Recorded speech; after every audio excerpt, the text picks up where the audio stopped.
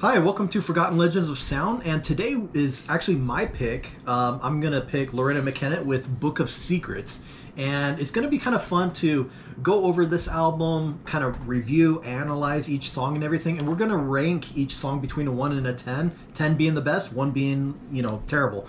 I wanted to do this album for a little while because although our channel is very much all about dude, I was on a roll, man. Yeah, sorry. I'm listening. Yeah, I know you're listening, but I don't know. Should we keep this in? No, let's keep it going. Keep it going? All right. Yeah, you just cracked me up because anyways, as you can see, we're not like super professional. We're just having a good time and everything, but like I've been wanting to do this album for a while. We grew up with this album, along with like our mom would play it a lot. Exactly, with like The Visit and like The Mask of the Mirror and stuff like that. And kind of the weird thing about like Celtic music, New Age stuff or whatever. You gonna slurp that some more? this is kind of hitting the spot. This is Coca-Cola, man. Holy death. The weird thing about this kind of like music and everything is I kind of feel like the music is kind of being forgotten by like a lot of the younger generations and stuff, because most people that listen to this, I'm like 40-year-old moms, 50-year-old moms, like a lot of women I think are really into this kind of stuff. And I feel like some people are into it, but it's usually because they're like, my mom would play this or my dad would play this when I was a kid. That's kind of us. That's kind of our story. Yeah. So, but like our mom, like she got us into like Moody Blues, got us into Enya and Clannad and all of that stuff. REM, and so anyways, she has very good taste in music. Yeah, so I shout wanted out to mom. Yeah, so this is a little bit like shout out to our mom for helping us on our adventure with music and everything. Because that Pinochle. Like, we played Pinochle earlier today, and kind of Ian and I, we dominated. Let's just put it that way. I did lose one hand, though. I will admit that. By 10 points, man. By 10 points. But anyways, so I figured, she'll probably enjoy this video and everything, and hopefully you do as well. I'm normally the weak link, too, in Pinochle. Yeah, but you're not all the tricks in the last one. I took all 25. So. All 25 tricks, that's true. Yeah. But you are usually the worser Pinochle player, but that's okay. It's okay. It's all good. Anything you want to add? Because before I jump into this, one thing I do want to add is Loreena McKennitt has such a freaking heavenly voice, and she has such a unique sound. Like the only other comparison I can make with her is like Dead Can Dance. Dead Can Dance. It was definitely more Lisa Gerrard and stuff. That was definitely making music that was more interesting and combining all different world music mixed with like contemporary kind of music and stuff like post-punk or whatever. And Loreena McKennitt, I think, is another titan of that sort of innovation of bringing this different kinds of like regional music in the world to like a mass audience. And I think that she just does it so superbly. Like, I don't know, some of the stuff she's written, I'm just like, dude, freaking masterpiece. Right. It's Dante's really Prayer is like probably my top 10 songs of all time. I love Dante's Prayer. I love Dante's Prayer too. Yeah. But I'm kind of curious. Like, let us know, viewer. Like, how many people are actually into Loreena McKennitt? Because I do kind of feel like she was a lot bigger back in the day, and I just kind of slurping. I know. I kind of feel like I don't know. I've never met anyone that really listens to Loreena McKennitt though, and so I wonder if all that stuff kind of phased out. But let me know. Like maybe we're wrong. Yeah. If you're like, dude, everybody knows this. Why are you doing this? Like that's okay. But it's gonna be. We know it's like fairly popular stuff, right? But I feel like with a lot of like younger folks and stuff, I'm like, bro, do you know about that Loreena McKennitt? Because like freaking 1997 Book of Secrets, man. So sit back, relax. Hopefully you enjoy as we go through Book of Secrets. So I do want to, by the way, I do want to go through and read some of Loreena McKennitt's like her thoughts and notes as she was like making this music and stuff. And so I do want to go into that, but definitely like support the artist, guys. Buy the albums and everything. None of our stuff is monetized or anything. We do this because we love music and we want to promote music. And so definitely go out, buy the albums, go to the shows, all of that stuff. So all right, so that's why it's kind of nice to have the booklet and everything to get all these notes. All right, introduction. Over a number of years spent ruminating on the distinctive characteristics of the Celts, I began to wonder if their legendarily nomadic ways arose from an inner need, an involuntary response rather than a pragmatic one, a relentlessness that had its roots in an insatiable curiosity. I suspect it was my growing awareness of my own wanderlust and curiosity that made me aware of the real sense of connection I felt to the Celtic lineage. As part of that New World extension of a people who ranged so astonishingly far and wide. And the more I learned of pan-Celtic culture and its unexpected turns and twists, the more I was drawn to learn about the Celts' contemporaries, which in turn set me off on tangents which might have little or no connection to the Celts themselves. In casting your inspirational net as an artist, you become familiar with the humility that comes with watching your best laid plans veer sideways and recordings becoming something other than what you expected. So you set out to travel to Rome and end up in Istanbul. You set off for Japan and you end up on a train across Siberia. The journey, not the destination, becomes a source of wonder. In the end, I wonder if one of the most important steps on our journey is the one in which we throw away the map. In jettisoning the grids and brambles of our own preconceptions, perhaps we are able to find the real secrets of each place, to remember that we are all extensions of our collective history. These songs have been assembled like a mosaic, with pieces collected and fitted in one by one. They are also the souvenirs that come of sifting through shards of history and scraping away layers to reveal the fragile past. As I saw in Italy at an archaeological site at Cianciano Terme, sorry I don't speak Italian or whatever, where ancient Roman layers reveal even more ancient Etruscan layers, or at the burial site of a mysterious Celtic chieftain in Orvieto. My hope was that this recording might fuel curiosity in the same way as do the best books of travel stories. From all journeys, be they imaginative or geographic, the most important souvenirs to be collected are the reminders that people's lives are fortified by family and friends, by our ability to create our lives like creating a piece of art, and by our efforts to reconcile our material needs with the importance of our connections to each other. So that's the introduction. We're going to go into track 1, the prologue, and share some of her liner notes. Prologue, October 1995, Athens. On a trip to the Greek capital, I find that during the course of interviews with local journalists, certain themes arise again and again. People's spiritual needs, and the time and space needed to nurture that process.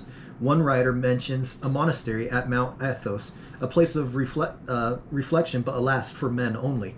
July 6, 1996, Istanbul. One of the organizers of the Istanbul Jazz Festival reminds me that a certain section of the city can be traced back to Celtic roots. In tracing the mosaic of history, I am eager to learn of the influences that come from this place. April 1997, London. I have begun reading From the Holy Mountain by William Dalrymple. The book, which pursues traces of early Christian life in the Middle East, is the account of his journey following in the footsteps of 2 monks who set off for Byzantium from the monastery of Iveron on Mount Athos in 587 AD. One of those monks, John Moschos, wrote about his arduous travels in a book called The Spiritual Meadow. Dalrymple's book highlights striking similarities between archetypically Celtic illuminated manuscripts such as the Book of Durrow and the Book of Kelly, and earlier Byzantine works, and suggests that these influences may have been transported via the monastic migration from east to west in the early centuries after Christ. All right, let's jump into prologue. Here is prologue, track 1, Book of Secrets. Prologue. Yeah, I like this album a lot. Yeah, I don't know how I'm gonna rate it, but I kind of hope that it's gonna be a masterpiece. I don't know, you know, like 9 or higher or something. But I don't know. We'll see. I'll try to be honest. I'm gonna give that song a 10. I think like the thing is I am gonna be biased with my ratings with this album because this album does mean a lot for me. I just remember hearing this song a lot when driving in the car, when it's like late at night, or like when we're in Florida or whatever, you know, and you know, mom just playing it, and just I like this song because it's very tranquil and everything. I love her voice, and it does get me excited for the album, you know. But it's just so like subtle and chill, and you know, and I wouldn't want to change anything about this song. I like it as the prologue and everything. So yeah, I give it a 10. I don't think I'm going to give it a 10. I'm thinking 8.5 or 9. Well, Mom's going to hate you more. I'm fine. Mom, I'm giving it a 10, just so you know. No, I think I'm giving it a 9. It does have a lot of nostalgia for me as well. Yeah. It is kind of a magical kind of mood setter, This music really transports you to another freaking world, and I really like that aspect of it. And her voice is great. But musically, it's pretty simple, I guess. Sorry. It is pretty straightforward. But, yeah. Excuse me. I know that Coke is like coming back with a vengeance. But yeah, I give it a 9. Yeah. Ready for good the Mummers starter. And I like the way it kind of like ends and then bleeds right in. Yeah. It's like I think that's the hurdy-gurdy. Yeah, right into Mummers Dance. Like, it's just solid. So yeah, it is pretty dope. All right, so let's jump into the Mummers Dance. January 1st, 1985, Stratford. Wow, 1985. I have just read an account of a mumming troupe which boarded a Polish ship stranded in the harbor in St. John's, Newfoundland on New Year's Eve to entertain the sailors, according to James Fraser in his book, The Golden Bow. Mumming has its roots in the tree worshipping of the peoples who inhabited great regions of a forested Europe now long gone. Mumming usually involves a group of performers dressing up in masks, sometimes of straw, and clothes bedecked with ribbons of rags, and setting out on a procession to neighboring homes, singing songs and carrying branches of greenery. It's primarily associated with springtime and fertility, and has a cast of stock characters like the Fool, which recurs in some form or another, from Morris dancing to the shadow puppet plays of Turkey and Greece, and even the morality plays of the Middle Ages. September 1995, Palermo, Sicily. Friends have brought me to see one of the last of a long line of puppet makers by the name of Chuticchio. We were treated to a delightful private performance of the story of Charlemagne in a puppet theater across the narrow street from the puppet maker's workshop. October 31st, 1996, Inishmore. A friend has told me of an unusual version of Halloween that takes place on the island of Inishmore, off the west coast of Ireland. As no one speaks at all, mum is definitely the word. Characters wander into the local pub. I know mum. I see what she did there. Yeah. Have a mummer and then mum in the word. Yeah. Have a pint and sometimes a dance. But these everyday activities are made surreal by the power of their silence. Outside, the roar of the Atlantic provides a suitably dramatic backdrop. December 4th, 1996, Real World Studios, Wiltshire, England. I've incorporated the chorus of a traditional mumming song into the Mummers Dance. The lines, rich with references to spring, come from a song traditionally sung in Abingdon in Oxfordshire. May 1st, 1997, Padstow, Cornwall. As with many time-honored events, Padstow's May Day festivities begin the night before. It's not surprising to find a celebration like this in one of the most historically Celtic corners of England. It begins with a ritual carol sung a cappella, rich with references to springtime and St. George. May Day morning's rendition of the song adds a full complement of accordions and drums, which accompanying a procession led by the Obi Os, a horse figure costumed in a large hooped skirting and an almost African-looking mask. May 15th, 1997, London. Through a series of coincidences, I refer back to Idris Shah's book, The Sufis, and am fascinated to read about a particular Sufi ritual associated with St. George, which incorporates a hobby horse. Interesting. I straight up had to look up what a mummer was. Yeah. Like some actor wearing a mask kind of thing. Yeah, like I was like thinking like, oh, the Mummers Dance. I'm thinking like, oh, Egypt, like freaking mummies, just because like. But I guess there's more to it, and that's one thing that is kind of cool is seeing like, I don't know, the fact that there's like some like town or whatever in like the west part of Ireland that we have a day that we're just silent and stuff. It is kind of cool to know that there's like different traditions and rituals or whatever. It's meant to like change your state of mind or make you remember or it's a world full of a lot of just history and a lot like I don't know. I think I like where she's going with this album and everything. Ready for the Mummers Dance? Yeah, let's do it, man. Here we go. I'm giving that one a 10. The music is really beautiful. It's very rich sounding, kind of a celebration of life, like in the lyrics and stuff. Just a fantastic song. I don't see anything wrong with it. I know I'm probably maybe a little bit biased, but this is just very magical kind of sounding music, you know. Yeah, I'm gonna give it a 10 also. Something that I've complained about in the past and everything is when it comes to like contemporary music today, pop music, whatever, you know, something happened in like the mid to late 2000s in which female vocalists were going down a certain pathway, and I just sort of, I grew up with a lot of the diva stuff from the 80s and the 90s and whatever. I miss when female vocalists can sing in a way that like guys can't, you know what I mean? And I felt like with a lot of like pop artists today, like Lady Gaga and whatever, I don't feel this deep emotive kind of singing and stuff. Or like when I hear like Whitney Houston or Celine Dion sing, there's something powerful there or something. And I just feel like something has been lost with a lot of female vocalists. Now, as you know, you and I were big like metalheads and everything, and I love like, you know, Tarja's singing and stuff, you know, or like the Nora, you know, from Battle Beast, you know. I'm glad that there are some female vocalists who can really deliver either a punch or can deliver something, like, yeah, either something powerful or something really deep and emotive. And I feel like Loreena McKennitt does a really good job of just being very just deep and emotive. And I think Lisa Gerard is somewhat similar. Yeah, she's very much like that way too. She's pretty dope. And so when I hear Loreena McKennitt sing, I listen. I pay attention, you know? It's not just, you know, it's Friday, blah, blah, blah. You know, like, I want, like, female vocalists almost like to be a little more, I don't know, like, mature is not the right word, but just more emotive, like a lot of radio deep, music, and a lot of just 15 years is just not very exactly. Deep. I can't get into the newer type music stuff. I feel like there's a lot of like heart and soul that's just missing, you know. Yeah. But yeah, so I give that song a 10 too. I know I'm biased, you know, but it's just like I love every time there's that.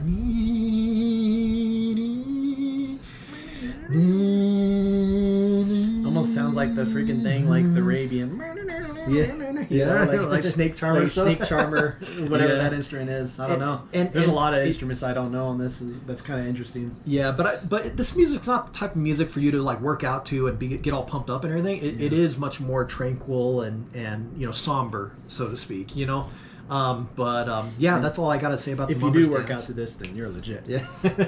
Shall we move on to Skellig? Yeah. All right, Skellig. September 13th, 1995, Tuscany. I've been reading Thomas Cahill's book, How the Irish Saved Civilization. With its lively account of Irish monks in the so-called Dark Ages, monasteries were often founded in harsh, remote outposts like the Skellig Islands, off Ireland's west coast. Monks occupied themselves with the copying of religious, literary, and philosophical texts. Surviving manuscripts tells us much about the cultural identity and even individual characters of their creators via both the book's beautiful ornamentation and in the margins the scribes' own notations of a whimsical, personal, or even racy nature. September 20th, 1995, Italy. They changed their sky, but not their soul who crossed the ocean. I set out for Bobbio in Emilia-Romagna, which Cahill says was the first Irish monastery to be established in Italy when renegade Irish monks were banished to the continent. How strange it was to view these very early Irish times in the museum at Bobbio and see the name of St. Columbanus. If one was to search for a place that was as severely isolated in the mountains as the Skellig Islands are in the Irish Sea, this region of northern Italy would be it. What is the part that isolation plays in encouraging some to reach closer to the essence of God? September 1996, Dublin. With these ruminations fresh in my mind, I find myself returning to Trinity College for yet another look at the beautifully illustrated Book of Kelly on display there. Mm-hmm. It's kind of dope. Honestly, when you're reading that, I was kind of getting chills thinking about it. Yeah, dude. Just like all the people in like history and stuff, like been writing for years, like copied manuscripts and stuff. I'm like, man, people have done some hardcore things in history. Like the only reason why we see far today is because we stand on the shoulders of giants, of the thousands of years of what people built up and everything. So it's important to promote things that create and appreciate. Appreciate kind of history and exactly. Here is Skellig. Some lyrics for the audience. I'm reading enough, so I'll let you. Oh, okay. You know, because I'm already. I'll be reading a bunch, but I'm gonna give that song a 10. I like where she's coming from with wanting to appreciate the past and everything, and I love the lyrics in this song because it really does fit where you're like, oh yeah, I'm with some Irish monk guy going about his day to day, and you know, it just, what a beautiful song, man. I love that kind of flute sounding thing, you know, and just the accompanying guitar as she's going through the lyrics. It just, I've always loved this song, you know, even when I was younger, and it's still just a masterpiece. Yeah, I think as far as like songwriting goes, sometimes repetition can make things hit harder. The fact that she keeps on doing the same kind of melody, like there's no chorus that she jumps to. Yeah. Like it's more like, no, we're staying in this vein. It reminds me of like, you know, that Eels song that we did, Things the Grandchildren Should Know or whatever. Yeah. Like it's a repetitive kind of song where it's like not going to a chorus. You just kind of keep. It's a very sort of narrative song where he keeps the same melody over and over and over again. And I felt like that's kind of how this is too, you know, like, and I don't know, I think that when used correctly like this, I think it could make a song very impactful, you know, going back into it. I do real quick, I do wonder if like she wrote the lyrics first and then made the music and stuff, or like what came first, music first and then putting the lyrics chicken or the egg. You know? Yeah, you know, I don't know. But go ahead. I love the lyrics too, and I kind of want to read them for the, you know, the viewer or whatever. Like y'all should be reading the lyrics anyway on your own anyways, but still, like, the lyrics I think are really stunning and just very, like, you feel the isolation, you feel the years of solitude, you also feel the devotion of like, you know, writing the words of God in history and stuff, like all of that is just so vivid in these lyrics, and I think it's awesome. So here's the lyrics to Skellig. It says, "Oh, light the candle, John, the daylight has almost gone, the birds have sung their last, the bells call all to mass. Sit here by my side, for the night is very long, there's something I must tell before I pass along. I joined the brotherhood, my books were all to me, I scribed the words of God and much of history. Many a year was I perched out upon the sea, the waves would wash my tears, the wind my memory. I'd hear the ocean breathe, exhale upon the shore, I knew the tempest's blood, its wrath I would endure. And so the years went by, within my rocky cell, with only a mouse or a bird, my friend, I loved them well. And so it came to pass, I'd come here to Romani, and many a year it took, till I arrived here with thee. On dusty roads I walked, and over mountains high, through rivers running deep, beneath the endless sky. Beneath these jasmine flowers, amidst these cypress trees, I give you now my books, and all their mysteries." I'm all getting all choked up. The hell's going on with this? "Now take the hourglass, and turn it on its head, for when the sands are still, 'tis then you'll find me dead. Oh, light the candle, John, the daylight is almost gone. The birds have sung their last, the bells call all to mass." What a freaking masterpiece, man. Just did it. Loreena McKennitt, you rock, man. Yeah. Dope. Yeah, just an amazing freaking masterpiece of a song. And it's crazy to think that that's not even the best song on the album. Yeah. Like, that's just straight up insane, you know? Yeah, true. Like, gosh dang. Are you glad that I picked this album? No, I am. Like, no, it's fun going through it, Yeah, and plus we got a lot of history and reading the lyrics, too, because this is an album where I feel like, man, the songs definitely hit harder with the lyrics and stuff, you know? True. Yeah, beautiful narrative. Yeah. Marco Polo? Marco Polo. All right. November 3rd, 1991, Venice. This first trip to Venice has been fascinating, not only because of the extraordinary exhibition of Celtic artifacts I have just seen, but because walking through the city itself has heightened my awareness of just how important Venice was as a crossroads between cultures. At every turn, the East is reflected in architectural detail, like the Byzantine archways Ruskin mentions in the Stones of Venice. Threads of history reverberate around me, including the story of Marco Polo, the 13th century merchant adventurer who claimed to have traveled all the way to China. Some historians now suggest that Polo's account, his Book of Secrets about the East, may have been cobbled together from many sources, growing gradually in the telling over the centuries. March 1997, Real World Studios. At the beginning and middle of this piece, I have interwoven an authentic Sufi melody that I first heard performed by a group called Ensemble Ani Witars. Interesting. It's funny because I watched, like a month ago, I watched this video talking about the genius architecture of Venice and stuff, and like how they built that city and all that stuff. Like, because it was just like I guess they got invaded by people and got pushed out to all these like islands and stuff, like, and they're all swampland and whatnot. Yeah. So they built all these freaking long like stakes and put them really deep, just so that they had something to build on and whatnot. And it went there, and anyway, it's kind of crazy. So, Marco Polo, huh? Yeah, and this one's an instrumental, so yeah. Here we go. Here's Marco Polo. Yeah, that one is one of the weaker songs for me. Just doesn't have the same magic. I mean, it's great, but it just doesn't have the same magic as those first three do for me. Right. So I think I'm going to give it a 7.5. Yeah, a song that's fine in the context of the album, but not one I ever really like go to. Right. What do you think, bro? I'm gonna go ahead and give it 8.5. I do think this is a solid song, but yeah, it's not as like emotional and deep. It's kind of just fun and whatever. I like its placement like in the album. I like that it's right after Skelligan stuff. Yeah. But yeah, I agree with you. It's there's no lyrics or anything, so there's not really a lyrical thing I could take away from it. And then I'm just thinking about Aladdin and stuff, But I don't have any issues with the song. It's just not personally my favorite kind of music. You know what I mean? Of just. Yeah, no. But still really solid. Good playing, good, moving on from section to section and everything. It's a fun song, But yeah, not much more to add. Highwayman. All right, Highwayman.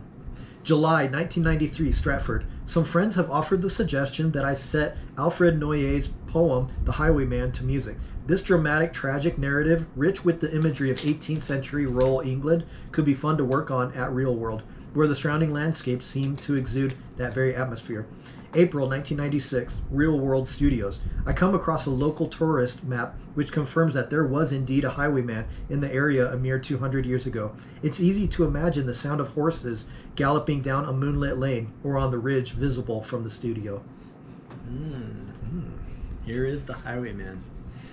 I'm going to fire him. I'm going to fire him. That is cool. That is cool. I'm going to give that song a 10. Man, a lot of really good text painting and everything. I love that the snare comes in as a marching drum whenever the redcoats arrive at the inn and everything. Yeah, and I love the way in which the guitar is playing and it just the music moves in. And we were talking a bit during the song that like whenever he's like, and now I gallop to the west and everything, and then there's a break in the lyrics and it's like all of that stuff means something, and I just wish more people, more artists, musicians would use like some of these things. Yeah, exactly. And I think this is just so spot on. Really great music. Of course, the lyrics are from the poems, but great poem. I had kind of like it was kind of funny because like in 7th grade, I remember I was like in this like literature class or whatever, and in 7th grade, the teacher was like, "All right, so this like today or tomorrow, it might have been a few days. We're going to go over through this poem and everything." And we read it like a few times and everything. And like the teacher was like talking about it and everything. And I remember other kids and be like, because like we would read it out loud and stuff. And other kids would be like, writing, and kids just giggling and whatever because of the repetition and this and that. And, and you're just like, and like, you gotta... and like, I'm like laying on my desk thinking like, I already know this because I would listen to Loreena McKennitt. Like my mom would play it and stuff. So I already knew about this poem and stuff, and it's kind of cool. I wish more kids grew up with like culture and stories and whatever, because there's more out there, And I just remember like, kids just joking about it and be like, and he lay in his blood, and then just kind of laughing and whatever, and not really taking it seriously and stuff. And that's okay because it's like like 7th grade. Yeah, it's like 7th grade. Like I was like maybe okay when you get older, man. I was like 11, 12, maybe something like that. And but I remember just kind of like being impressed with this story and everything, and you already and had having an appreciation for it. Having this connection to this, and it made me feel connected, and that's one thing that I will always thank my mom for is like when we were like 10 or 11 or whatever, we she took us to Les Miserables, down in Los Angeles, and seeing that and everything, I wish more kids grew up with those types of experiences, and it really shaped me as like not only as like a musician, but the way in which I appreciate music and listen to things. There's something about being exposed to just great like either literature or music or whatever it is. It's good to just be exposed to a lot of the good things because people have made amazing art throughout the ages and stuff, and that stuff really can leave a mark and make you, I don't know, appreciate things more. I'm giving that song a 10 too. Amazing. I love how the musicians do a good job at kind of building the tension in the song. The instruments are perfect for like the sections and stuff that they're at, and man, it's just an awesome freaking song. And if you haven't read the lyrics, go ahead and read them sometime. I won't read them, but just sometime. Like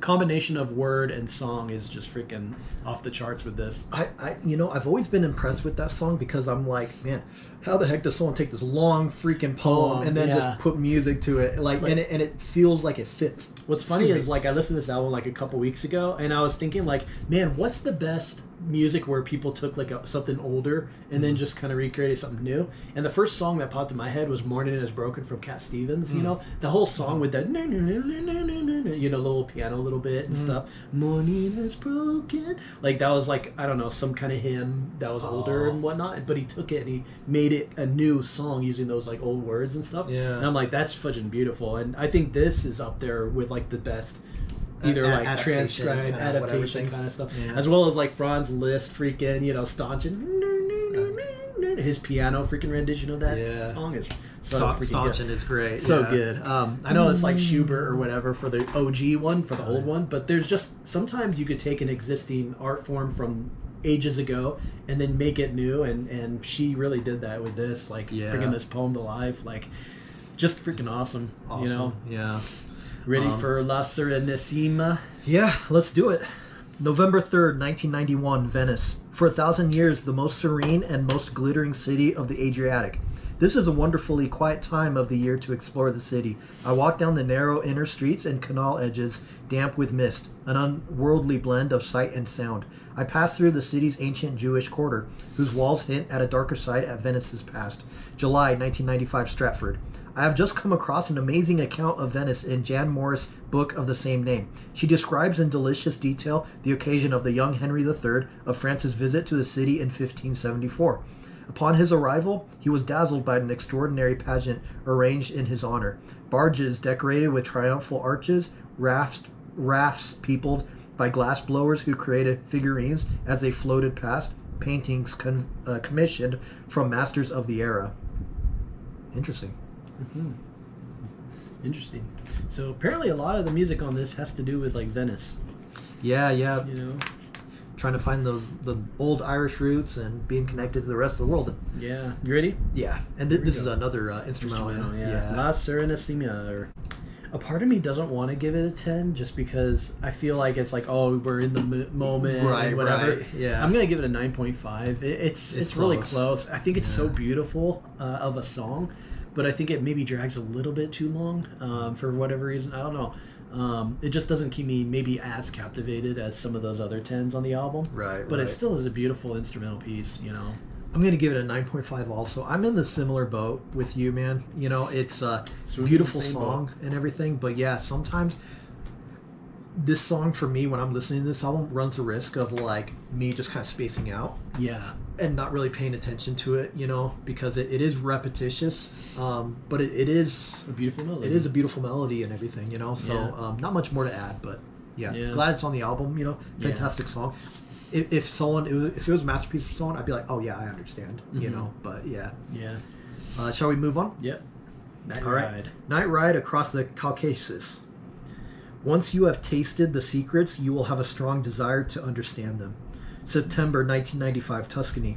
I have been studying William Eamon's book, Science and the Secrets of Nature, whose look at the history of science touches on how the mysteries of nature gradually became explainable.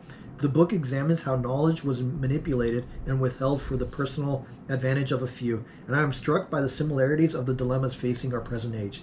February 24th, 1997, Real World Studios. The news today is that science has successfully cloned a sheep called Dolly. There is much debate about the ethics associated with this development and who, if anyone, should have it. Some are comparing its significance to that of the development of nuclear weapons. September 1995, Tuscany. I read that certain Sufi works held that the task of alchemy was not necessarily to turn base metals into gold, but to make the elixir, a perfectly harmonious substance in which all elements are in balance. In the science of balance, the key to alchemy provided a method by which one might discover the relationship that exists in every body between the manifest and the hidden. Eamon writes, an intricate and inexhaustible series of hidden affinities and resemblances, nature hid itself within layer upon layer. The purely exoteric sciences were merely vehicles, so to speak, that carry the esoteric meanings hidden within them. October 1996, Cecil Sharp House, London. Studying Middle Eastern music, I come across these words from 9th century philosopher Abu Solomon al-Davani. Music and singing do not produce in the heart that which is not in it. Other near contemporaries suggested those who are affected by music can be divided into two classes, those who hear the spiritual meaning and those who hear the material sound. There are good and evil results in each case. Listening causes me to find the existence of truth behind the veil. February 1996, Stratford.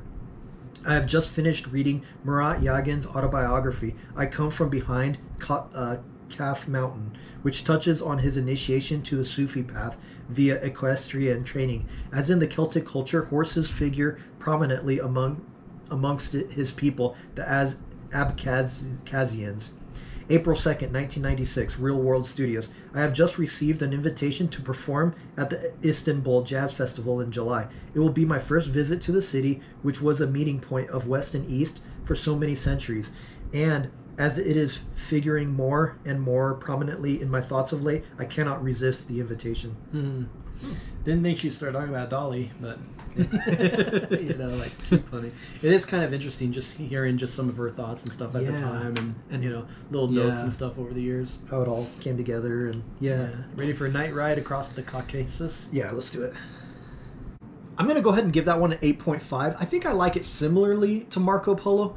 I think Ian and I both kind of agree that this song just kind of overstays its welcome. I like what they're going for and everything. I like the feeling and everything with this, but it does last for a while. I kind of wish there was maybe like some kind of break or something in the song of something, and then going back into it to create a little more emphasis or something. Yeah, I think or like this the song, lyrics maybe could be more engaging too. I don't know. I just feel like this song lacks a little emphasis. That oomph to be like, oh, dude, Night Ride, it just kind of goes on, and so I like it, especially in the context of the album. I think it's a great song and everything. Just it's probably in my lower two, I would say. Yeah. Man, I think I might like it less than Marco Polo. The more I think about Marco Polo, the more I'm like, I'm like,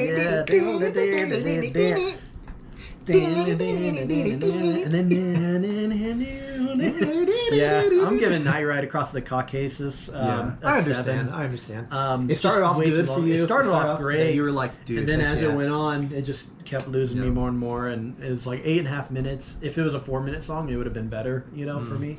Yeah. But yeah, just 7, probably my least favorite, but still like technically great and everything. But let's just talk about Dante's Prayer. Are you ready for Loreena McKennitt's best song she's ever written? One of the best songs ever written. Yeah. All right, Dante's Prayer, December 17th, 1995, Trans-Siberian Railway. It is now day 5 on this train journey across wintry Siberia, traveling alone. It is strange not to be able to have a conversation with anyone, but one learns how much can be conveyed through actions, body language, a look in the eye. I saw some men on the platform today, and one resembled my father. He had reddish hair and a long, very Celtic-looking face. I would have expected to see in Ireland, not Russia.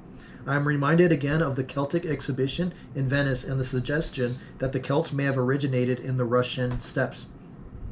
Perhaps the love of horses which began there is the very same that can be seen in County Kildare today. December 18th, 1995, Trans-Siberian Railway. Dante's The Divine Comedy keeps running through my mind as I gaze out at the landscape passing before me, thinking of the people who inhabit it and how they share this human condition. Are we helping or hurting each other? How has the West come to this place of transition? Honorably? What are we bringing them? What are their expectations? Are our lives really what they imagine? We always want to believe there's a better place than our own. That's how you do it. All right, Dante's Prayer. Ladies and gentlemen, Dante's Prayer. Yeah, what can I say, man? It's a freaking 10. That song is so freaking precious. Like, gosh dang, it's just so moving. It's reverential. It's kind of a sort of like a plea for redemption, that's just like gets to you. And man, it's such a freaking beautiful song. Like one of the best of all time. One of the OGs. Can you maybe read the lyrics? I'm reading the lyrics for all you because people. You guys wondering why we're all like freaking solemn as hell. Yeah, because it's such a fantastic song. So here's the lyrics for Dante's Prayer.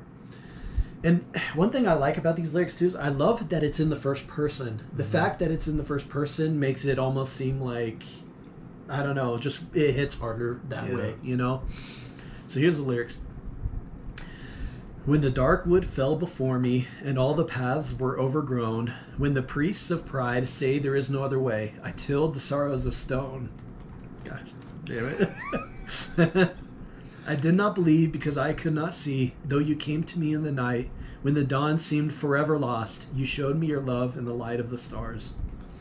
Cast your eyes on the ocean, cast your soul to the sea, when the dark night seems endless, please remember me.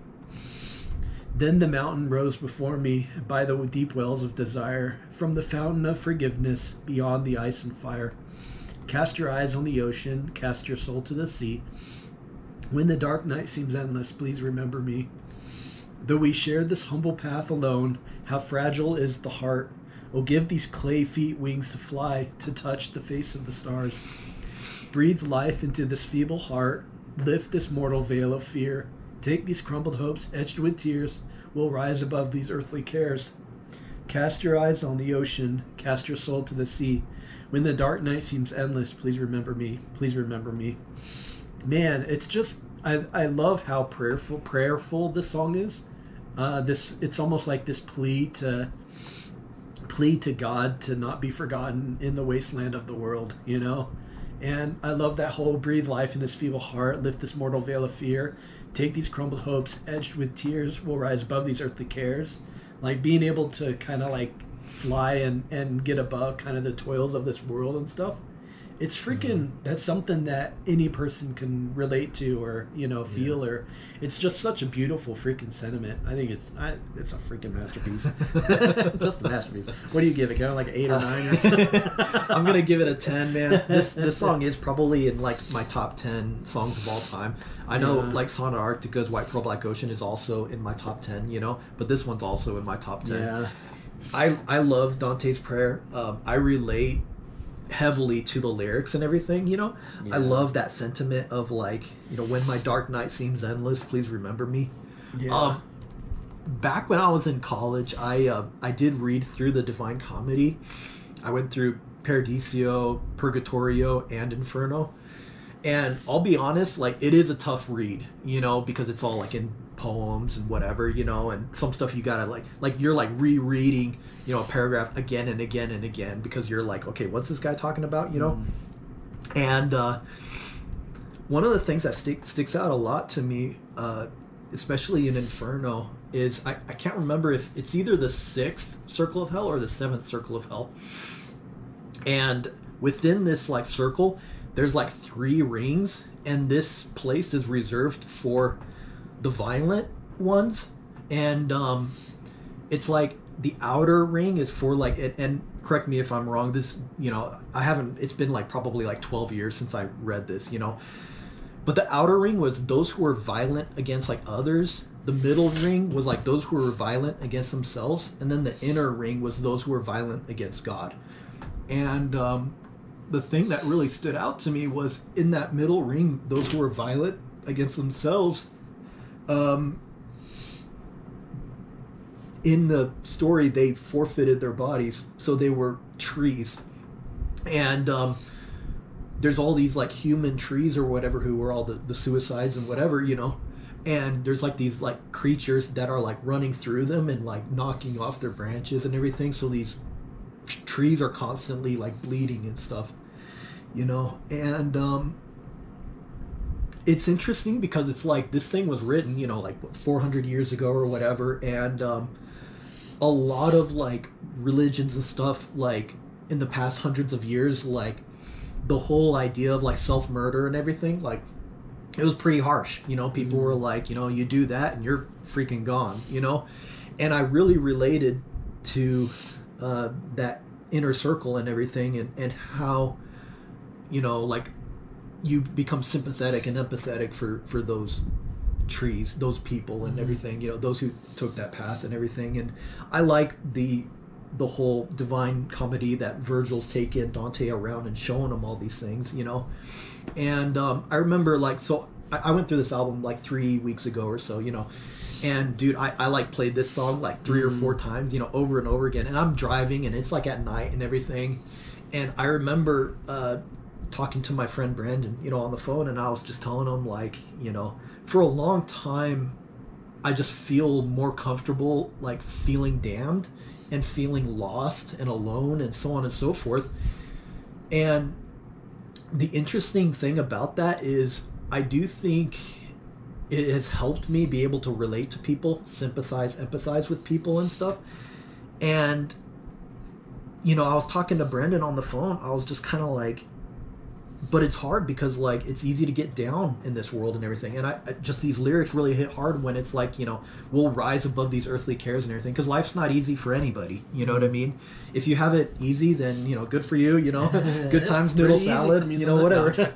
But it's just, I'm so grateful that music like this exists and everything, because it's like, I really relate to it, and it just makes me feel better, you know? And so it just, this song transcends just beautiful, whatever, you know? It means a lot to me personally, and my own desires and what I want to do in this world and everything. And I hope that I do like good things to people. I hope I can help others. I hope I can be like a force for good, so to speak, you know? It's funny because you and I, we like a lot of metal music. I like a lot of darker themed things and everything, but I don't revel in any kind of like treating people like crap. You know, I was never that kid that was like, oh, I'm gonna be tough and whatever. I don't care about my ego. I don't care about, you know, what I care about the world being like a better place and everything. And so, anyways, long story short, I really love this song. I love how just deep and impactful it is, and I'm probably gonna be listening to this song for the rest of my life. You know, it just means a lot. So I like that music. There's music that you can enjoy in this world. There's music that's fun. There's music, and then there's some music that's meant to move you. And I feel like Dante's Prayer is that kind of music, you know. And I'm just so grateful that this world has music like that too, you know. Grateful for the other music too. You know? When she just echoes out that "Please remember me," over and over again. It just like, dude, so freaking good, man. Yeah. You know? No, I think it's great. Yeah. We're both all choked up during this whole song. But it's hard to talk about it without getting choked up because it's so freaking meaningful. Like it touches upon like some of the deepest parts of your heart, you know. And it's just, I'm just like, gosh dang, it's freaking beautiful. So thank you everybody for watching and everything. Ian's going to go ahead and do the ratings, the score and everything, and then he's also going to do the closing thoughts. I'll close out the album, but thanks everybody for watching. I hope this was a special treat, and I hope we did this album justice. You know what I mean? Look at the scores. You know, like, and I hope you enjoyed like our conversations and everything, and you know, just great album. But I'll let you take it away, bro. Kevin gave it the higher score. He gave it a score of 9.56. That doesn't mean that he's a better human being than I, or that he likes Loreena McKennitt more than me. Like, let's not jump to conclusions here. No, you listened to her newest album. I haven't listened to her newest album, so you know. And I give it the lower score. Doesn't mean that I hate Loreena McKennitt. No, I gave it a 9.12. So both really high scores. And the overall score we give Book of Secrets is 9.34. So really dope. It was fun doing this. It was cool just reading the lyrics and letting the songs kind of like just speak to you on a deeper level than so many, like, probably, I don't think I've really done that with this album for over a decade at least, you know. So it's cool being able to kind of take the full album in instead of just throwing it on every now and then, you know. And I think it's a masterpiece. Loreena McKennitt, her voice is freaking angelic. I love that she has such sensitivity of when you're supposed to sing a certain way during the songs and what the songs need. She's very attuned to how these songs should sound with her voice, of like how like harsh or heavy she should sing soft and how soft, and man, it's really awesome. And the musicians too, like all the musicians on this album did an awesome job at kind of painting this world and really bringing it to life. And I wouldn't even say there's any kind of instrument that's like out of place or a terrible choice or anything. Everything on this album is just spot on. So those are my final thoughts, and I'm glad we did this album. And like I said, I don't even know how big Loreena McKennitt is anymore. You know, the years go by so quickly and everything, and I think like back then I was like, dude, everybody knows this, but now I'm not so sure anymore. So I'm glad I picked this album. You know, I'm glad we were able to go through it, and really jump into the booklet, and it was nice to hear kind of her thoughts. Hear about Dolly, on, you know? Yeah, Dolly the sheep, the sheep, like straight two of you, man. Yeah.